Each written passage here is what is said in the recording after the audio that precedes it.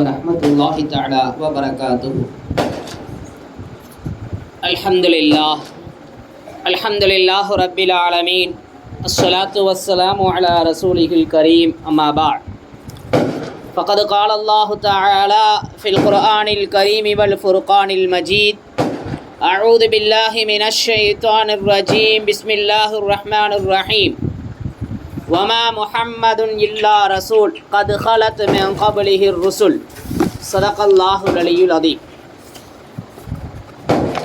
سبحانك لا علم لنا إلا ما علمتنا إنك أنت العليم الحكيم.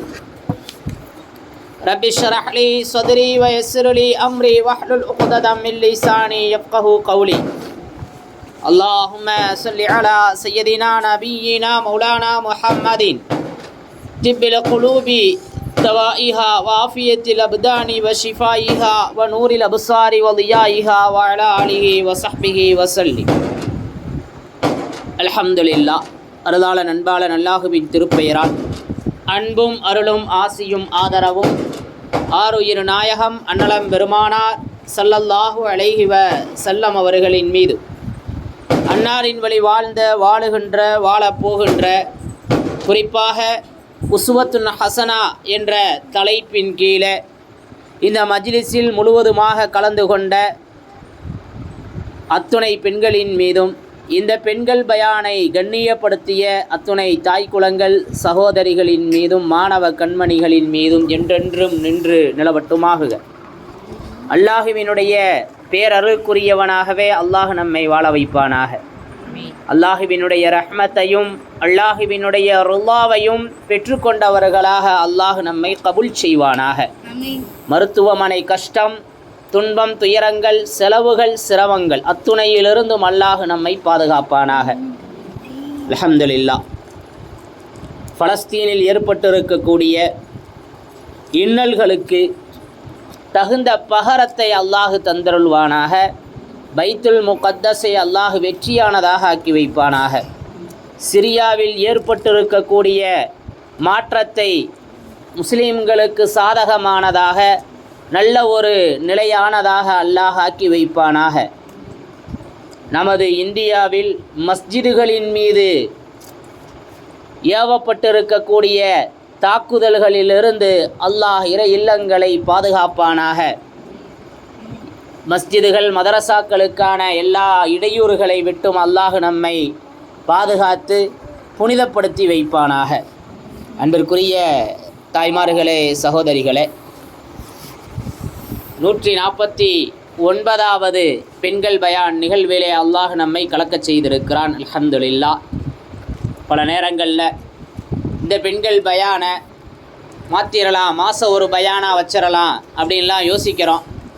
ஆனாலும் அவ்வப்போது தாய்க்குலங்கள் ஆர்வமாக வந்து இல்லை இன்னும் நடத்துங்கன்னு சொல்கிற மாதிரியே இருக்குது. கைர் அல்ஹம்துலில்லாஹ். அல்லாஹ் எல்லாரையும் கபூல் செய்யணும். அன்பிற்குரிய தாய்மார்களே, உஸ்வத்துன் ஹசனா என்ற அந்த சான்றிதழ் வழங்கும் ஒரு நிகழ்வை அறிவித்து, அதன் பிரகாரம் நபியினுடைய வரலாற்றை மாணவ கண்மணிகளுக்கும் தாய் குலங்களுக்கும் பதிய வைக்க வேண்டும் என்ற ஒரு ஆவலில் இந்த மஜ்லிஸ் தொடர்ந்து 12வது வாரமாக இன்று நடைபெற்று கொண்டிருக்கிறது. அல்ஹம்துலில்லாஹ். அல்லாஹ் கேட்ட விஷயங்களை பின்பற்றக்கூடிய, நபியை நேசிக்கக்கூடியதற்கு காரணமானதாக ஆக்கி வைப்பானாக. இன்றைய தலைப்பின் கீழே நபியினுடைய வாழ்க்கை வரலாறு ரொம்ப பெருசு. நம்ம ஆயுள் முழுவதும் நபியினுடைய வாழ்வை பேசிக்கொண்டே இருந்தாலும் அதற்கு நேரம் போதாது. எழுதி கொண்டே இருந்தாலும் உலகத்தில் இருக்கக்கூடிய எல்லா பேனாவினுடைய மையும் தீர்ந்துவிடும்.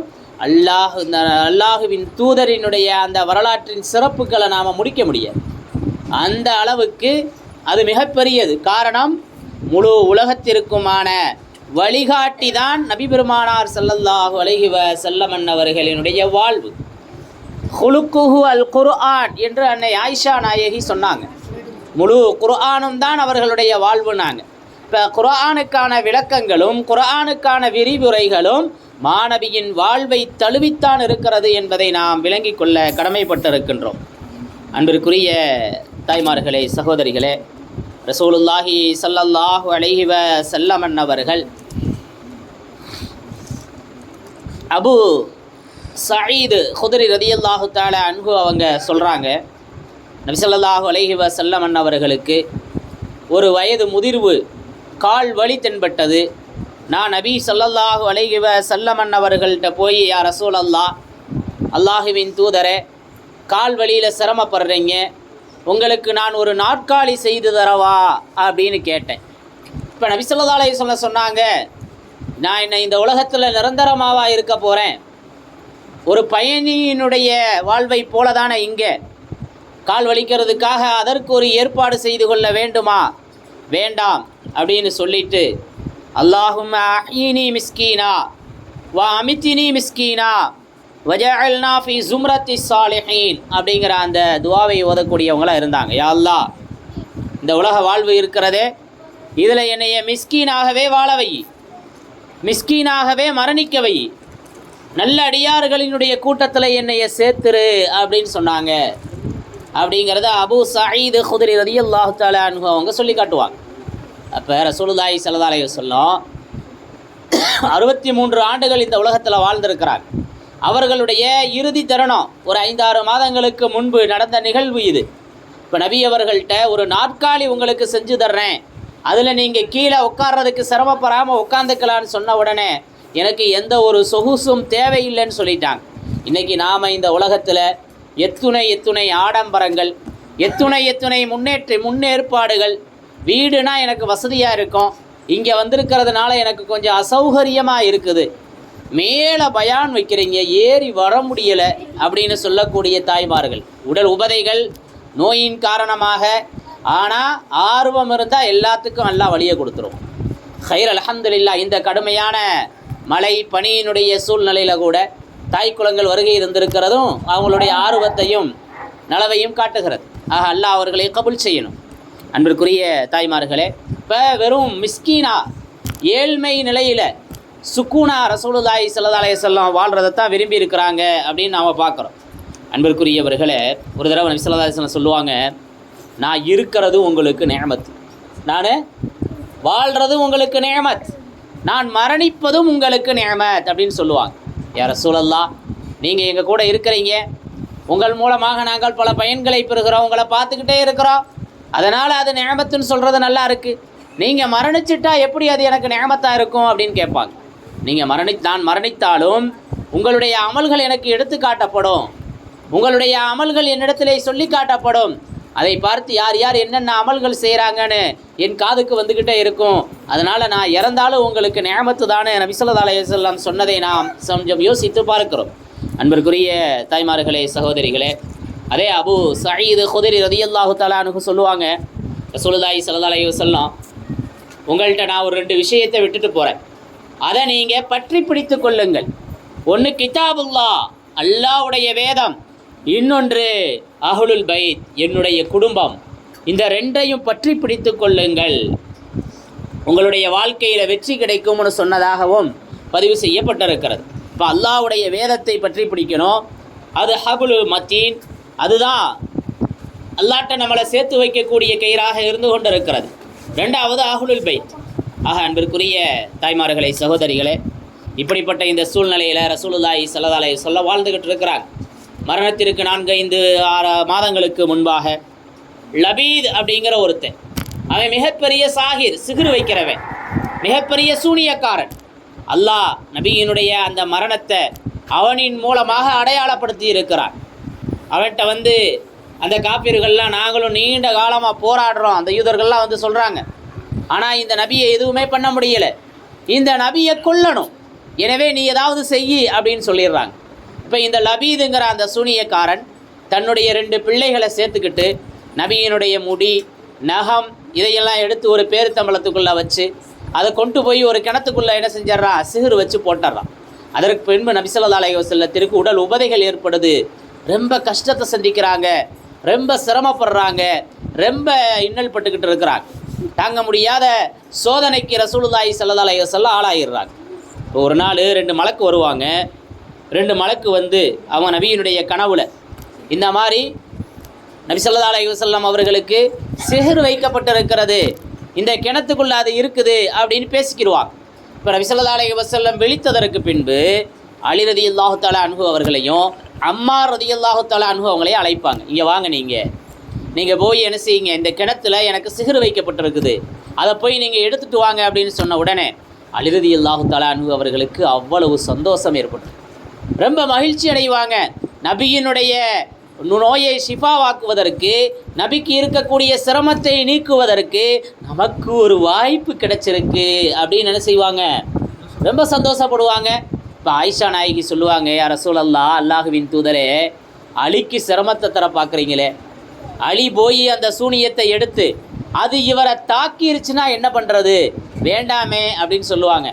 அலி ஒரு பக்கம் மருமகனாக இருக்கிறாங்க, தாக்கிட்டா மகளுடைய வாழ்வு பாதிச்சிடுமே அப்படின்னு அண்ணன் ஆயிஷா நாயகி ஒரு அதில் சொல்லுவாங்க. இப்போ உடனே சொல்லுவாங்க அலி ரலியல்லாஹு தஆலா அன்ஹு, நான் அந்த சிகரை எடுப்பதன் மூலமாக என் உயிர் போனாலும் பரவாயில்லை. மாஷா அல்லாஹ், சுப்ஹானல்லாஹ், ஏன் உயிர் போனாலும் பரவாயில்லை, நான் என்ன செய்வேன், அதை போய் எடுத்துகிட்டு வருவேன்னு சொல்லி 2 பேரும் போய் அதை எடுத்துகிட்டு வந்து ஒரு 11 முடிச்சுக்கள் போடப்பட்டிருக்கும். அப்போ சூரத்துல் ஃபலக்கையும் சூரத்துல் நாஸ் 2 ஆயத்தும் சேர்ந்தா, 2 சூறாவும் சேர்ந்தா 11 வசனங்கள். ஒவ்வொரு முடிச்சுக்கும் ஒரு வசனத்தை ஓதி அதை என்ன செஞ்சிருவாங்க, அதை அவிழ்த்து அந்த சிஹர் நீக்கப்பட்டது. அதற்கு பின்பு ரசூலுல்லாஹி ஸல்லல்லாஹு அலைஹி வஸல்லம் கொஞ்சம் உடம்பு தேடினார்கள் என்று வரலாற்றில் என்ன பார்க்கிறோம். அன்பிற்குரிய தாய்மார்களே, சகோதரிகளே, இப்படியாக ரசூலுல்லாஹி ஸல்லல்லாஹு அலைஹி வஸல்லம் அவர்களுக்கு அவ்வப்போது உடல்நிலை சரியில்லாமல் போவதும் பிறகு சரியாகுவதுமாக இருக்கிறது. ரசூலுல்லாஹி ஸல்லல்லாஹு அலைஹி வஸல்லத்துக்கு அல்லாஹ் ஷஹீதுடைய மர்த்தபாவை தரணும்னு நாடிட்டான். சாதாரணமாக அவர்களுடைய மரணம் வந்துருச்சுன்னு சொன்னால் அது மற்ற நபிமார்களுக்கு கிடைத்த பெரும் பேறு இவங்களுக்கு கிடைக்காம போயிடும். எத்தனையோ நபிமார்கள் ஷஹீதாயிருக்கிறாங்க, எத்தனையோ நபிமார்கள் ஷஹாதத்தை அடைஞ்சிருக்கிறாங்க. அதன் காரணமாக அந்த ஒரு தரஜாவையும் மர்த்தபாவையும் நபிக்கு தரணும்னு அல்லாஹ் நாடிட்டான். ஹைபர்லேருந்து ஹைபர் போரை முடித்து விட்டு நபி ஸல்லல்லாஹு அலைஹி வஸல்லம் திரும்பி வர்றாங்க. ஹைபர் போரை முடிச்சுட்டு திரும்பி வர்ற அந்த சூழ்நிலையில் அங்கே ஒரு பெண்மணி நபிக்கு விருந்து கொடுக்கறதா சொல்கிறான். இப்போ அந்த விருந்தினுடைய அழைப்பை ஏற்று அங்கே போய் சாப்பிட போகிறாங்க. அந்த பெண்மணி விருந்தில் அந்த கறியில் விஷத்தை வச்சுட்டான்.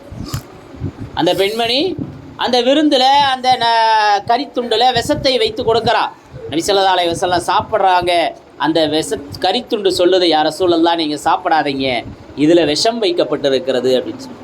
இப்போ சஹாபாக்களை எல்லாம் அதை தடுத்துட்டாங்க, ஒரு துண்டை சாப்பிட்டாங்க ரசூலுல்லாஹி ஸல்லல்லாஹு அலைஹி வஸல்லம். இப்போ அதன் காரணமாக அவர்களுடைய உடலிலே நோய் வந்தது அதிகமானது. அவர்களுக்கு நோய் வருவதற்கு, மரணம் வருவதற்கு அதுவும் ஒரு காரணத்தை அல்லாஹ் ஏற்படுத்தி வச்சிருந்தான்னு பதிவு செய்கிறாங்க பெருமக்கள். ஆனால் இந்த விஷத்தினுடைய அந்த தீண்டுதலின் காரணமாக ஷஹீதினுடைய அந்தஸ்து ரசூலுல்லாஹி ஸல்லல்லாஹு அலைஹி வஸல்லம் அவர்களுக்கு கிடைத்தது என்று அறிஞர் பெருமக்கள் குறிப்பிடுகிறார்கள். அன்பிற்குரியவர்களே, இப்படியாக ரமலான் வருகிறது. எப்பயுமே ரமலானில் நபி ஸல்லல்லாஹு அலைஹி வஸல்லம் 10 நாள் இஅ்திகாஃப் இருக்கிறது வழமை. ஆனால் அவங்க வஃபாத்தாகுவதற்கு முந்தைய அந்த ரமலானில் 20 நாள் இஅ்திகாஃப் இருந்தாங்க. எப்பயுமே ஜிப்ராயில் அலைஹிஸ்ஸலாம் வந்து நபிகிட்ட குர்ஆனை ஓதி காட்டுவாங்க.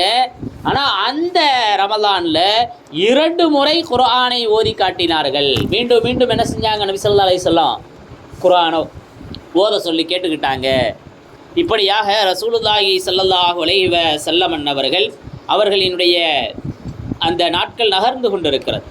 ஒரு நாள் ஒரு ஜனாசா ஜன்னத்துல் பக்கீக்கு வர்றாங்க. அந்த ஜனாசாவில் கலந்துக்கிறாங்க. அந்த ஜனாசாவில் கலந்துட்டு இப்னு மௌஹிபா கூட போயிருக்கிறாங்க. அந்த ஜனாசாவில் கலந்துட்டு வரையில் கொஞ்சம் உடம்பு சூடாகுது, தலைவலி வருது. தலைவலி வந்து ரொம்ப சிரமப்படுறாங்க நபி ஸல்லல்லாஹு அலைஹி வஸல்லம். தலைவலி நிற்கவே மாட்டுது. தலையில் துணியை கட்டிக்கிட்டு வீட்டில் இருக்கிறாங்க. தலையில் துணியை கட்டிக்கிட்டு இருக்கிறாங்க. இப்படிப்பட்ட இந்த சூழ்நிலையில் ஆயிஷா நாயகியினுடைய இல்லத்தில் நபி ஸல்லல்லாஹு அலைஹி வஸல்லம் இருக்கிறதுக்கு நபியினுடைய மனைவிமான்கள்லாம் அனுமதி கொடுத்துட்றாங்க. அனுமதி கொடுத்து ரசூலுல்லாஹி ஸல்லல்லாஹு அலைஹி வஸல்லம் அங்கே இருக்கையில் சஃபியா ரலியல்லாஹு தஆலா அன்ஹா அவங்க வருவாங்க. அம்மா வந்து சஃபியா ரலியல்லாஹு தஆலா அன்ஹு அவங்க வந்த உடனே இப்போ நபி ஸல்லல்லாஹு அலைஹி வஸல்லம் கேட்பாங்க, ஏமா இப்படி செஞ்சுட்ட, ஏனம்மா இப்படி செய்தாய் அப்படின்னு கேட்பாங்க. யா ரசூலல்லாஹ், நான் என்ன செய்தேன் அப்படின்னு சஃபியா நாயகி கேட்பாங்க. சஃபியா அன்னை கேட்கல, நபியினுடைய அந்த வேதனையை தாங்க முடியாமல், நபி படுற கஷ்டத்தை தாங்க முடியாமல், அந்த வேதனையை எல்லாம் எனக்கு கொடுத்துரு யா அல்லாஹ், நபிக்கு ஷிஃபாவை கொடுத்துரு அப்படின்னு துவா செஞ்சுருவாங்க. என்னுடைய வேதனையை நீ எப்படிமா இல்லா இப்படியாக ரசூலுல்லாஹி ஸல்லல்லாஹு அலைஹி வஸல்லத்தினுடைய அந்த வேதனையை உன்னால் எப்படிமா தாங்க முடியும், முடியாதுமா அப்படின்னு சொல்லி சஃபியா ரலியல்லாஹு தஆலா அன்ஹா அவங்கள்ட்ட பேசுகிறாங்க. இப்போ நபி ஸல்லல்லாஹு அலைஹி வஸல்லத்துக்கு அந்த கடுமையான தலைவலி, ரொம்ப சிரமமான சூழ்நிலை, ஜிப்ரைல் அலைஹிஸ்ஸலாம் வந்தாங்க. வந்து அவர்களுக்கு அற்புதமான ஒரு துஆவை கற்றுக் கொடுத்தாங்க. நோயாக இருக்கிற நேரத்தில் நீங்கள் என்ன செய்யுங்க, இந்த துஆவை ஓதிக்கொள்ளுங்கள் அப்படின்னு சொல்லி அந்த துஆவை நபி ஸல்லல்லாஹு அலைஹி வஸல்லம் அதிகமாக ஓதக்கூடியவங்களாக இருந்தாங்க. அல்லாஹும்ம மதுஹிபில் பஸ ரப்பன் நாஸ் இஷ்ஃபி அன்த ஷாஃபி ஷிஃபா இல்லா ஷிஃபாவுக்க லா யுகாதிரு ஸகமா அப்படிங்கிற அந்த துஆவை ரசூலுல்லாஹி ஸல்லல்லாஹு அலைஹி வஸல்லம் அதிகமாக ஊதிக்கொள்ளக்கூடியவர்களாக, தடவிக்கொள்ளக்கூடியவர்களாக இருந்தாங்க. ஆயிஷா நாயகியும் அவர்களுடன் இருந்து இந்த துஆவை ஊதிக்கிட்டே இருக்கிறாங்க. சஃபர் ஹிஜ்ரி 11 சஃபர் மாதத்தில் ஒரு நாள் திங்கட்கிழமை பிற 28 அல்லது 29 அன்னைக்கு தான் அந்த ஜனாசால நபி ஸல்லல்லாஹு அலைஹி வஸல்லம் கலந்துக்கிறாங்க. அன்னைக்கு தான் அவர்களுக்கு காய்ச்சல் அதிகமாகுது. ரொம்ப சிரமப்பட்டு ஃபதுல் இப்னு அப்பாஸ் ரலியல்லாஹு தஆலா அன்ஹு, அலி ரலியல்லாஹு தஆலா அன்ஹு அவர்கள் இரண்டு பக்கமும் தாங்கிக்கிட்டு கால்கள் தரையில் உரசிக்கிட்டே கோடு போட்ட நிலையில் நபி ஸல்லல்லாஹு அலைஹி வஸல்லம் வீட்டிலிருந்து அந்த மஸ்ஜிதுக்கு வந்து தொழுகைகளை நடத்துகிறாங்க. அதிகமாக ஆயிஷா நாயகி சூரா ஃபலக்கு, சூரா நாசு, இந்த துவாக்களை இன்னும் நபி ஸல்லல்லாஹு அலைஹி வஸல்லம் எந்த துவாக்களை எல்லாம் கற்றுக் கொடுத்தார்களோ அந்த துவாக்களை எல்லாம் அவர்களுக்கு ஊதி நபியினுடைய கரத்தாலேயே தடவி விடுகிறார்கள். இப்படியாக நாட்கள் கழிந்து கொண்டிருக்கிறது. நபி ஸல்லல்லாஹு அலைஹி வஸல்லம் இறப்பதற்கு 5 நாட்களுக்கு முன்பாக புதன்கிழமை உடம்பு நெருப்பாக கொதிக்குது, வலியும் அதிகமாக இருக்குது. நபி ஸல்லல்லாஹு அலைஹி வஸல்லம் மயக்கத்து ஏற்பட்டுறது. அப்போ சொன்னாங்க, பல கிணறுகளில் இருந்து தண்ணி எடுத்துகிட்டு வாங்க, 7 துருத்திகள் என் மீது ஊற்றுங்க அப்படின்னு சொன்னாங்க. இப்போ நான் மக்கள்கிட்ட போய் ஒப்பந்தம் வாங்க போகிறேன், அதனால் என்ன செய்யுங்க, எனக்கு தண்ணியை ஊற்றுங்கன்னு சொன்னாங்க. இப்போ ரசூலுல்லாஹி ஸல்லல்லாஹு அலைஹி வஸல்லத்திற்கு தண்ணீர் எடுத்துகிட்டு வந்து ஒரு பெரிய பாத்திரத்தில் அமர வச்சு சஹாபாக்கள் அந்த நீரை ஊற்றுனாங்க. ஊற்றிக்கிட்டு இருக்கையிலேயே போதும் நிப்பாட்டுங்க அப்படின்னு சொல்லிட்டு கொஞ்சம் அப்போ தான் நபிக்கு கொஞ்சம் சூடு தணிஞ்சிருந்துச்சு. இப்போ தலையில் தடிப்பமான ஒரு துணியை கட்டிக்கிட்டு போர்வையை பொருத்தி கொண்டு மெம்பரில் வந்து உட்காடுறாங்க. நம்ம மஸ்ஜிது நபவியும் அவங்க அண்ணன் ஆயிஷா நாயகியினுடைய இல்லமும் ஒன்று தான், ஒரே ஒரு திரை தான், ஒரே ஒரு சுவர் மதில் தான். எனவே அப்படி வந்து அங்கே வந்து என்ன செய்கிறாங்க, நபி பெருமானார் ஸல்லல்லாஹு அலைஹி வஸல்லம் உட்காடுறாங்க. அந்த சபை தான் நபி உட்கார்ந்த கடைசி சபையாக இருக்குது. அல்லாஹுவை புகழ்ந்தாங்க, போற்றுனாங்க. என்கிட்ட எல்லாரும் வாங்க அப்படின்னு அழைச்சாங்க. என்கிட்ட எல்லாரும் இங்கே வாங்க. நபி ஸல்லல்லாஹு அலைஹி வஸல்லம் அப்போ சொன்ன நிறைய விஷயங்கள் அப்போ பேசினாங்க. அதில் ஒன்று, யூத கிறிஸ்துவர்களின் மீது அல்லாஹுவின் சாபம் ஏற்படட்டும், அல்லாஹ்வுடைய தூதர்களுடைய அடக்கஸ்தலங்களை அவங்க வணக்கஸ்தலங்களை ஆக்கிட்டாங்க. மற்றொரு அறிவிப்பில் இப்படி வருது, யூதர்களையும் கிறிஸ்துவர்களையும் அல்லாஹ் அழிக்கட்டும், அவங்க தங்களுடைய தூதர்களுடைய அடக்கம் செய்யப்பட்ட இடங்களை வணக்கஸ்தலங்களாக மாற்றிட்டாங்க, எனவே என்னுடைய கபரை நீங்கள் வணங்கும் இடமாக ஆக்கிறாதீங்க அப்படின்னு சொன்னாங்க. அதே மாதிரி சொன்னாங்க, என்கிட்ட யாராவது பழி தீர்க்கணும்னு சொன்னால் நான் உங்கள்கிட்ட என்னையே ஒப்படைச்சிட்றேன். எனக்கு யாராவது நான் உங்களுக்கு ஏதாவது இடையூறு செஞ்சு அதற்கு நீங்கள் பழி தீர்க்க வேண்டும் என்று சொன்னால் நான் உங்களை என்னிடம் ஒப்படைத்து விடுகிறேன்.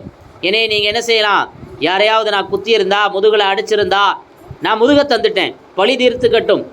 கண்ணியம் குறையிற மாதிரி திட்டியிருந்தா என்னை நீங்கள் என்ன செய்யுங்க, பழி தீர்த்துக்கங்க அப்படின்னு சொன்னாங்க.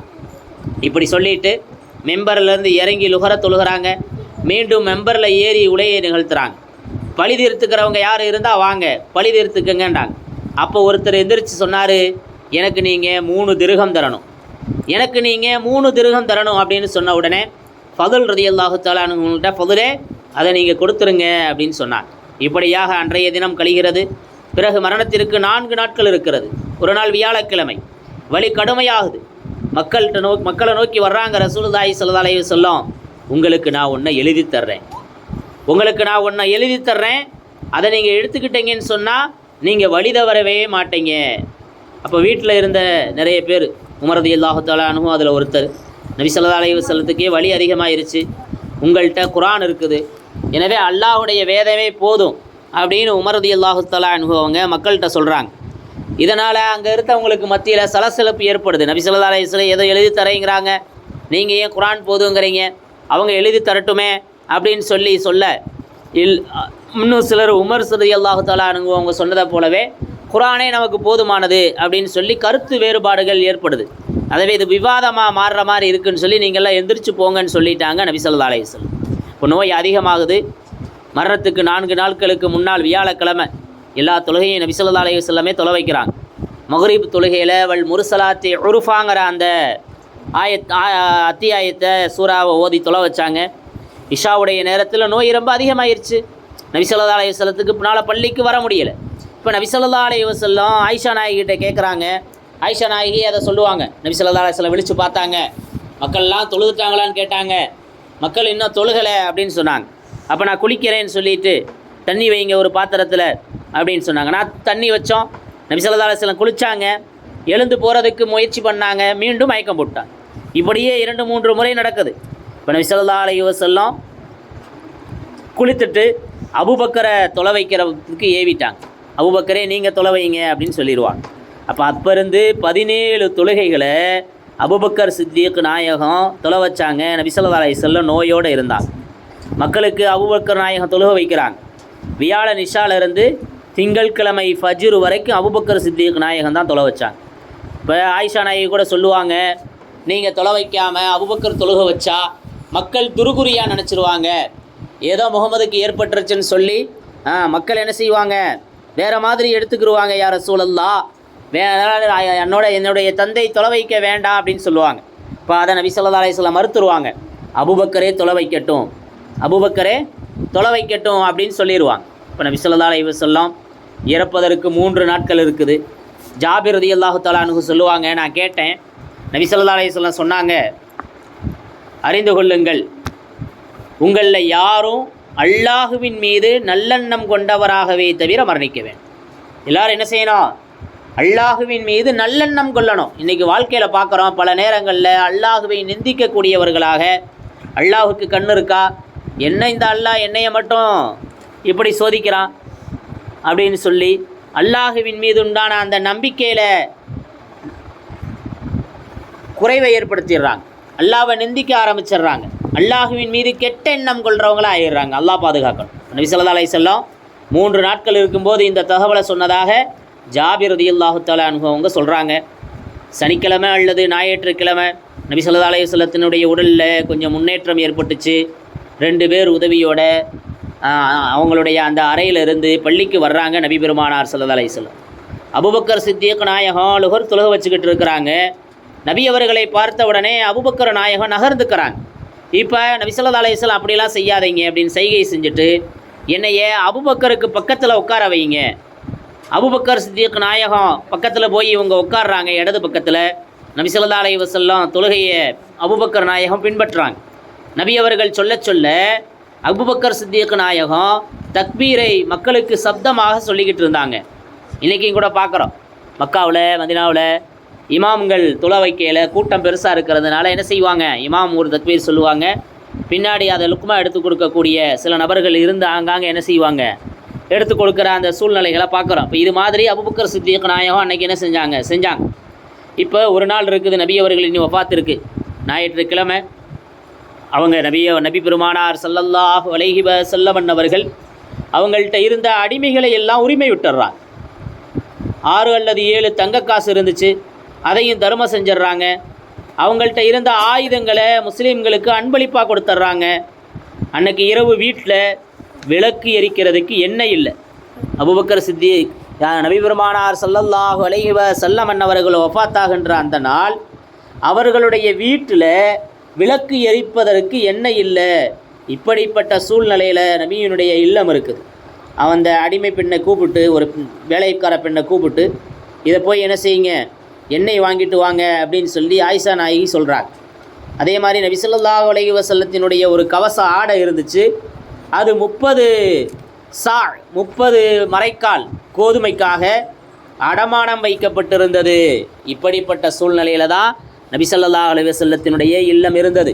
மிஸ்கீனாகவே வாழ்ந்து மிஸ்கீனாகவே மரணிக்கக்கூடிய அவங்களுடைய துவாவை அல்லாஹ் கபூல் செஞ்சுருந்தான். அன்பிற்குரிய தாய்மார்களே, சகோதரிகளே, திங்கட்கிழமை முஸ்லீம்கள்லாம் அபூபக்கர் சித்திக் நாயகத்தை தொடர்ந்து ஃபஜ்ர் தொழுகையை தொழுதுகிட்டு இருக்கிறாங்க. ஆயிஷா நாயகியினுடைய அறையில் இருந்து நபி பெருமானார் ஸல்லல்லாஹு அலைஹி வஸல்லம் திரையை நீக்கி மக்கள் சாரசாரையாக அணி அணியாக தொழுகைக்கு வர்றதை பார்க்குறாங்க. மக்கள் எல்லாம் தொழுகிறாங்க அப்படிங்கிறத பார்த்து சிரிக்கிறாங்க, புன்முறுவல் பூக்குறாங்க, ரொம்ப சந்தோஷப்படுறாங்க. இப்போ நபி ஸல்லல்லாஹு அலைஹி வஸல்லம் தொலை வைக்க வர்றாங்கன்னு நினச்சி அபூபக்கர் சித்திக் நாயகம் கொஞ்சம் நகர பார்க்குறாங்க, பின்வரிசையை நோக்கி போகிறாங்க. இப்போ நபி ஸல்லல்லாஹு அலைஹி வஸல்லம் இப்போ வர்றாங்க. முஸ்லீம்கள் தொழுகையில் நிலைகுலைய ஆரம்பிச்சிட்டாங்க. நபி வர்றாங்க அப்படின்ற உடனே நீங்கள் உங்கள் தொழுகையை முழுமைப்படுத்திக்கங்கன்னு சொல்லிட்டு அறைக்குள்ளேயே நுழைந்து கொண்டாங்க நபி ஸல்லல்லாஹு அலைஹி வஸல்லம்.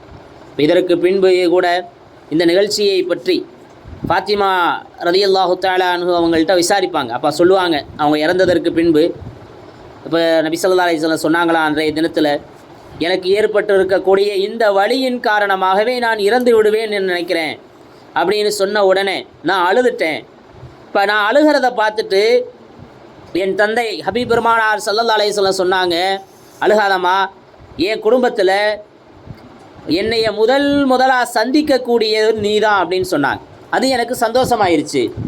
அப்படின்னு சொன்னால் என்ன, என்னைய நீ தான் முதலாக சந்திப்பேன்னு சொன்னால் உனக்கும் சீக்கிரம் மரணம் வந்துடும் சொல்கிறாங்க. ஆனால் ஃபாத்திமா நாயகம் சிரிக்கிறாங்க, சந்தோஷப்படுறாங்க. இப்படியாக அன்றைய அந்த தினம் அதிகாலை நடந்து கொண்டிருக்கிறது. உலக பெண்களின் தலைவி ஃபாத்திமா ரலியல்லாஹு தஆலா அன்ஹு அப்படிங்கிற நற்செய்தியையும் என்ன செஞ்சாங்க, அவங்க சொன்னாங்க அப்படிங்கிறத பார்க்குறோம். நோய் கடுமையாகுது, நிலைமை ரொம்ப மோசமாகுது. என் தந்தைக்கு ஏற்பட்ட கஷ்டமே இப்படியா வேதனை இருக்கணும், இன்னைக்கு பிறகு என் தந்தைக்கு எந்த வேதனையும் இருக்கக்கூடாது அப்படின்னு சொல்கிறாங்க. நபி ஸல்லல்லாஹு அலைஹி வஸல்லம் அப்படி தான் சொல்கிறாங்க, உன் தந்தைக்கு இன்னைக்கு பிறகு என்றைக்குமே இன்னி சிரமமே இருக்காதுமா, கவலைப்படாத அப்படின்னு ஃபாத்திமா நாயகத்திட்ட நபி பெருமானார் ஸல்லல்லாஹு அலைஹி வஸல்லம் சொல்கிறாங்க. ஹசன் ஹுசைனை வர சொன்னாங்க, முத்தமிட்டாங்க, இவங்கள்ட்ட நல்ல முறையில் நடந்துக்கிறணும் அப்படின்னு மகளுக்கு உபதேசிக்கிறாங்க. மனைவிமார்களை வர சொல்கிறாங்க, உபதேசம் செய்கிறாங்க. முன்பை விட வேதனை அதிகமாகுது. சொல்கிறாங்க நபி ஸல்லல்லாஹு அலைஹி வஸல்லம், ஹைபரில் சாப்பிட்ட அந்த விஷம் இருக்கிறதே அது இன்றைக்கி என்னைய கஷ்டப்படுத்துதுமா, அது இன்றைக்கி என்னைய துன்பப்படுத்திக்கிட்டு இருக்குது. கைபரினுடைய அந்த உணவு இருக்குதே, என்னுடைய நரம்புகள் துண்டாகுறதை நான் உணர்றேன் அப்படின்னு சொன்னாங்க. முகத்தில் போர்வையை போத்தினாங்க, அதை தூக்கி எரிஞ்சிட்டாங்க. திரும்ப திரும்ப போத்தினாலும் முகத்தில் இருக்கிறத மட்டும் நபி ஸல்லல்லாஹு அலைஹி வஸல்லம் அகற்றிக்கிட்டே இருக்கிறாங்க. இப்படியே ரசூலுல்லாஹி ஸல்லல்லாஹு அலைஹி வஸல்லம் சொன்னாங்க, அவங்க பேசிய கடைசி பேச்சு, அல்லாஹ்வுடைய சாபம் யூத கிறிஸ்துவர்களின் மீது உண்டாகட்டும், இறை தூதர்களின் அடக்க ஸ்தலங்களை அவங்க வணக்கம் இடமாக்கிக்கிட்டாங்க. ஏன்னு சொன்னால் அரபுகளுடைய பூமியில் 2 மார்க்கம் இருக்கிறத நபி அவர்கள் விரும்பலை, அதனால் சொன்னாங்க. அடுத்து சொன்னாங்க, தொழுகையையும் நீங்கள் உரிமையாக்கி கொண்டதையும் பேணிக் கொள்ளுங்கள். நீங்கள் உங்களுக்கு யார் உரிமையாக இருக்கிறாங்களோ அவர்களுடைய விஷயத்தில் பேணுதலாக இருங்க அப்படின்னு சொன்னாங்க. ரசூலுல்லாஹி ஸல்லல்லாஹு அலைஹி வஸல்லத்தினுடைய அந்த கடைசி வாரத்தை தொழுகை என்பதாக இருந்திருக்கிறதுங்கிறத இந்த நேரத்தில் நாம் கவனிக்கணும். அதே மாதிரி நேரம் நெருங்கிக்கிட்டே இருக்குது. ஆயிஷா நாயகியினுடைய மடியின் மீது நபி ஸல்லல்லாஹு அலைஹி வஸல்லம் படுத்திருக்கிறாங்க. அவர்களின் நெஞ்சோடு அணைத்து கொண்டிருக்கிறார்கள். இதை பார்த்த ஆயிஷா நாயகி அப்போ சொல்லுவாங்க, நபி ஸல்லல்லாஹு அலைஹி வஸல்லம் என் அறையில் எனக்குரிய தினத்தில் என் கழுத்துக்கும் நெஞ்சுக்கும் மத்தியில் மரணம் அடைஞ்சாங்க. அந்த மரணத்தின் நேரத்தில் என் சகோதரர் அப்துர் ரஹ்மான் இப்னு அபூபக்கர் வந்தார். அவர் பாக்கெட்டில் மிஸ்வாக் வச்சுருந்தார். அந்த மிஸ்வாக்கை பார்க்குறாங்க நபி ஸல்லல்லாஹு அலைஹி வஸல்லம், ஆயிஷா நாயகி பார்க்குறாங்க. இப்போ நபி ஸல்லல்லாஹு அலைஹி வஸல்லம் மிஸ்வாக் செய்யறதுக்கு விரும்புகிறாங்கன்னு சொல்லி நான் அந்த மிஸ்வாக்கை வாங்கி என்னுடைய வாயில் வச்சு மிருதுவாக்கி அதை நபிக்கு கொடுத்தேன். நபி அந்த மிஸ்வாக்கை கொண்டு பல் துலக்கினார்கள். உண்மையிலேயே பெண்களுக்கு கிடைத்த மிகப்பெரிய பேராக இருக்கிறது. நபியினுடைய வாழ்வின் துவக்கம் அவங்களுடைய அன்னைகிட்ட ஆரம்பித்து நுபுவத்தினுடைய துவக்கம் ஹதீஜா நாயகிட்ட ஆரம்பிக்குது. நபியினுடைய நுபுவத்தின் முடிவு ஆயிஷா நாயகிட்ட முடிஞ்சிச்சுங்கிறதே பெண்களுக்கான சிறப்பாக இருந்து கொண்டிருக்கிறது. ஆனால் பெண்கள் இதை உணர்கிறோமா? தீனுக்கு உகந்தவர்களாக தீனுக்கு முக்கியத்துவம் தரக்கூடியவர்களாக இருக்கிறோமா என்பதைத்தான் கொஞ்சம் நாம் யோசிக்கணும். எத்தனையோ பெண்கள் அவர்களின் மூலமாக முழு சமூகத்திற்கும் தீன் போய்கிட்டு இருக்குது. எத்தனையோ பெண்கள் அவங்களின் மூலமாக அவங்க குடும்பத்துக்கு கூட தீன் போக முடியாத சூழ்நிலையில் இருந்துக்கிட்டு இருக்கிறோம். அல்லாஹ் பாதுகாக்கணும். ஆக குர்ஆனின் மீதும் ஷரியாவின் மீதும் அல்லாஹுவின் மீதும் நாம் எந்த அளவிற்கு பாசம் நேசம் உள்ளவர்களாக இருக்கிறோங்கிறத இந்த தருணத்தில் யோசித்து பார்க்கணும். அன்பிற்குரிய தாய்மார்களே, சகோதரிகளே, இப்போ ரசூலுல்லாஹி ஸல்லல்லாஹு அலைஹி வஸல்லம் ஆயிஷா நாயகியினுடைய உமிழ் நீர்ப்பட்ட அந்த மிஸ்வாக்கை தேய்த்தவர்களாக ஆயிஷா நாயகியினுடைய மடியில் இருக்கையில் லா இலாஹ இல்லல்லாஹ் முஹம்மதுர் ரசூலுல்லாஹ் என்ற கலிமாவை மொழிந்தவர்களாக மரணத்தினுடைய அந்த மயக்கம் ஏற்படுகிறது. அவங்க அந்த பல் துளக்கிய நிறையில் விரலை உயர்த்தி பார்வ முகட்டை நோக்கியவாறு அவர்களுடைய உதர் இப்படி அசைஞ்சிச்சு. ஆயிஷா நாயகி அதை செவிதாழ்த்தி கேட்டாங்க. இப்போ நபி ஸல்லல்லாஹு அலைஹி வஸல்லம் சொன்னாங்க, இறை தூதர்கள், வாய்மையாளர்கள், போர் தியாகிகள், நல்லோர்களின் மீது நீ அருள் செய்ததைப் போல அல்லாஹ் என்னையும் மன்னிச்சிரு, என்னின் மீதும் கருணை காட்டு, உயர்ந்த நண்பனுடன் என்னை சேர்த்து வை, அல்லாகவே உயர்ந்த நண்பனே அப்படின்னு 3 முறை சொன்னவர்களாக அவர்களுடைய கைகள் சாய்ந்தது. உயிர் தோழனிடம் சென்றாங்க. இன்னா லில்லாஹி வ இன்னா இலைஹி ராஜிஊன். ரசூலுல்லாஹி ஸல்லல்லாஹு அலைஹி வஸல்லம் 63 வயதாகும்போது 63 வயதும் 4 நாட்களும் ஆகியிருந்த சூழ்நிலையில் ஹிஜ்ரி 11 ரபியுல் அவ்வல் பிறை 12 அன்று திங்கட்கிழமை முற்பகல் முடிகிற நேரத்தில் அவர்களுக்கு மரணம் ஏற்பட்டது. அல்லாஹ் அவர்களை தன்னின்பால் உயர்த்தி கொண்டார். ஆக அன்பிற்குரிய தாய்மார்களே, சகோதரிகளே, ரசூலுல்லாஹி ஸல்லல்லாஹு அலைஹி வஸல்லத்தினுடைய மரணச் செய்தி எல்லா பக்கமும் பரவுது. மதீனாவும் பரவுது. மதீனாவே இருண்டு போய் கிடக்குது. நபி ஸல்லல்லாஹு அலைஹி வஸல்லம் எங்களிடம் வந்த தினத்தை விட மிக அழகிய ஒளி மிகுந்த நாளை நாங்கள் கண்டதில்லை. இப்போ நபி ஸல்லல்லாஹு அலைஹி வஸல்லம் மரணித்த இந்த தினத்தை விட இருண்ட வெறுப்பான ஒரு நாளை நாங்கள் கண்டதில்லை அப்படின்னு அனஸ் ரலியல்லாஹு தஆலா அன்ஹு அவங்க சொல்கிறாங்க. ஃபாத்திமா ரலியல்லாஹு தஆலா அன்ஹு அவங்க, என் தந்தையே, அழைத்த இறைவனுக்கு பதிலளித்து விட்டீரே, என் தந்தையே, ஜன்னத்துல் ஃபிர்தௌஸை தங்களின் தங்குமிடமாக ஆக்கி கொண்டீரே, உங்கள் மரணச் செய்தியை நாங்கள் ஜிப்ரீலிடம் கூற வேண்டுமே என சொல்கிறாங்க. இப்படியாக ரசூலுல்லாஹி ஸல்லல்லாஹு அலைஹி வஸல்லம் வஃபாத்தாகி இருக்கிறாங்க. சூழ்நிலைகள் ரொம்ப மோசமாகவும் இருக்குது. சூழ்நிலைகள் ரொம்ப கடுமையாக இருக்குது. அப்படிப்பட்ட அந்த சூழ்நிலையில் ரசூலுல்லாஹி ஸல்லல்லாஹு அலைஹி வஸல்லம் அன்னவர்கள் இறந்ததை யாருனாலையும் ஏற்றுக்க முடியலை.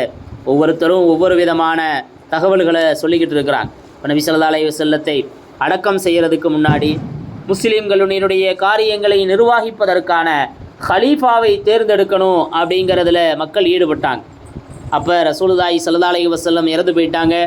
இப்போ அடுத்த நம்மை வழிநடத்தக்கூடிய ஒரு தலைவர், நமக்கான ஒரு முன்மாதிரி வேணுமேன்னு சொல்லி அன்சாரிகள், முஹாஜிர்கள் எல்லாம் பலவிதமான விவாதங்களுக்கு அப்புறம் அபூபக்கர் சித்திக் நாயகத்தை ஹலீஃபாவாக தேர்ந்தெடுத்தாங்க.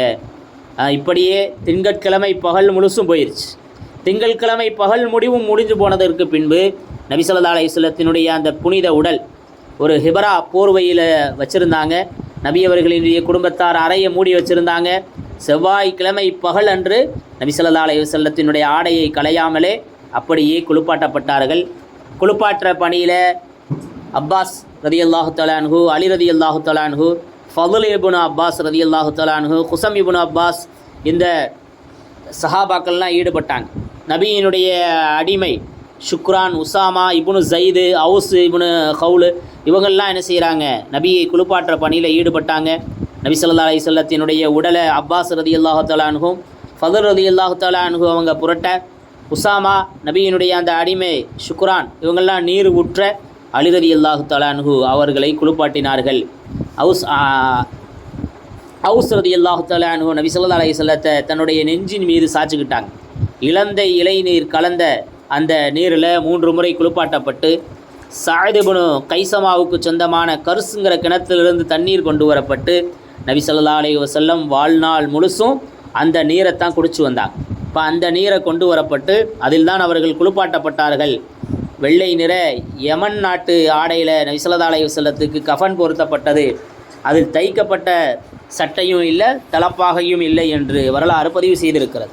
இப்படியாக ரசூலுல்லாஹி ஸல்லல்லாஹு அலைஹி வஸல்லத்தை எங்கே அடக்கிறதுன்ற ஒரு கேள்வி வருது. இப்போ அபூபக்கர் சித்திக் நாயகம் இறை தூதர்கள் எங்கே உயிர் பிரியுதோ அங்கு தான் அடக்கப்படணும் அப்படின்னு சொல்லிடுறாங்க. அதை நபி சொல்ல நான் கேள்விப்பட்டிருக்கிறேன்னு சொல்கிறாங்க. உடனே நபி ஸல்லல்லாஹு அலைஹி வஸல்லம் மரணித்த இடத்திலேயே விரிப்பை அகற்றிட்டு அங்கே அபூ தல்ஹா ரலியல்லாஹு தஆலா அன்ஹு அவங்க குழி தோண்டி பக்கவாட்டில் ஒரு குழியை தோண்டி 10 பேர் கொண்ட ஒரு கூட்டமாக நபி அவர்களுடைய அறைக்குள்ளே போய் தனித்தனியாக தொழுதாங்க. ஜனாசா தொழுகை முதல்ல நெருங்கிய உறவினர்கள் தொழுதாங்க, அதற்கு பின்பு முஹாஜிர்கள் தொழுதாங்க, அதற்கு பின்பு அன்சாரிகள், இப்படியாக சிறுவர்கள் பெண்கள் எல்லாரும் என்ன செஞ்சாங்க என்று போய் அந்த அறையில் கொஞ்சம் கொஞ்சமாக தொழுதுகிட்டே இருக்கிறான். இப்படியே செவ்வாய்க்கிழமை முழுவதும் போய் இரவு ஆகி இரவின் பெரும் பகுதி கழிஞ்சு போச்சு. ஆயிஷா நாயகி சொல்லுவாங்க, நடுநிசி இரவில் மண்வெட்டிகளின் சப்தத்தை வச்சு நபியவர்கள் அடக்கப்பட்டதை நாங்கள் அறிந்து கொண்டோம் அப்படின்னு ஆயிஷா நாயகி சொல்லி காட்டுவான். அன்பிற்குரிய தாய்மார்களே, சகோதரிகளே, இப்படியாக ரசூலுல்லாஹி ஸல்லல்லாஹு அலைஹி வஸல்லத்தினுடைய நல்லடக்க நிகழ்வுகள் நடைபெற்றதாக அறிவிப்புகளின் மூலம் நாம் காண்கிறோம். பெருமானார் ஸல்லல்லாஹு அலைஹி வஸல்லம் அவர்கள் அவர்களுடைய கபரை ஜியாரத் செய்யக்கூடிய நசீபை ஹஜ்ஜின் மூலமாக உம்ராவின் மூலமாக அல்லாஹ் நமக்கு தந்தருள்வானாக. யார் என்னுடைய கபரை தரிசிக்க வர்றாங்களோ எந்த ஒரு வேறு நியத்தும் இல்லை, என்னுடைய கபரை தரிசிக்கணும் அப்படிங்கிறதுக்காகவே யார் வர்றாங்களோ அவர்களுக்கு என்னுடைய ஷஃபாத் செய்வது எனக்கு கட்டாயமாக இருக்குதுன்னு நபி ஸல்லல்லாஹு அலைஹி வஸல்லம் சொல்லியிருக்கிறாங்க. ஆக அந்த அடிப்படையில் நபி பெருமானாரை பிரியப்பட்டு நபி பெருமானாரை நேசித்து அவர்களை முலாக்கா செய்யக்கூடிய, சந்திக்கக்கூடிய, ஜியாரத் செய்யக்கூடிய பாக்கியத்தை இந்த வரலாற்றை கேட்டதன் மூலமாக அல்லாஹ் நம் அனைவருக்கும் தந்தருள்வானாக. வாஹிரு தஅவானா அனில் ஹம்துலில்லாஹி ரப்பில் ஆலமீன். அன்பிற்குரிய தாய்மார்களே, சகோதரிகளே, எல்லாம் வல்ல அல்லாஹ் சுப்ஹானஹு வ தஆலா நபியினுடைய சுன்னத்தை பேணக்கூடியவர்களாக ஆக்கி வைப்பானாக. நபியினுடைய அந்த பண்புகளை பாடம் பெற்று கொண்டவர்களாக அல்லாஹ் நம்மை ஆக்கி வைப்பானாக. நம்முடைய வாழ்க்கை முழுவதும் நபியினுடைய சுன்னத்தாக இருப்பதற்கு அல்லாஹ் அருள் புரிவானாக. சுன்னத்துக்கு மாற்றமான செயல்களிலிருந்து அல்லாஹ் நம்மை பாதுகாப்பானாக. வாஹிரு தஅவானா அனில் ஹம்துலில்லாஹி ரப்பில் ஆலமீன். அஸ்ஸலாமு அலைக்கும் வரஹ்மத்துல்லாஹி தஆலா வபரகாத்துஹு.